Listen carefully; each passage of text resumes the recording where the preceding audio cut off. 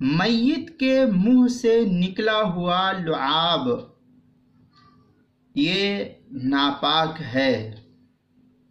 چنانچہ فقہاء کرام لکھتے ہیں میت کے انتقال کے بعد چاہے وہ مرد ہو یا عورت، جو کوئی بھی ہو، بچہ ہو یا بچی کوئی بھی ہو، انتقال کے بعد میت کے منہ سے جو پانی وغیرہ نکلے شرعی اعتبار سے وہ ناپاک کہا گیا ہے۔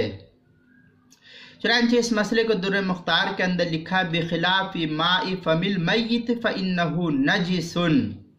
در مختار جو بیروت کا چھپا ہوا نسخہ اس کی پہلی جلد صفحہ 239، اور جو در مختار دیوبند کا چھپا ہوا نسخہ ہے اس کی پہلی جلد صفحہ 226، فتاوی ہندیہ پہلی جلد صفحہ 46، کتاب المسائل پہلی جلد صفحہ 110 پر اس کو نقل کیا ہے۔ لہذا میت کے منہ سے نکلا ہوا لعاب، تھوک، یہ سب ناپاک ہے۔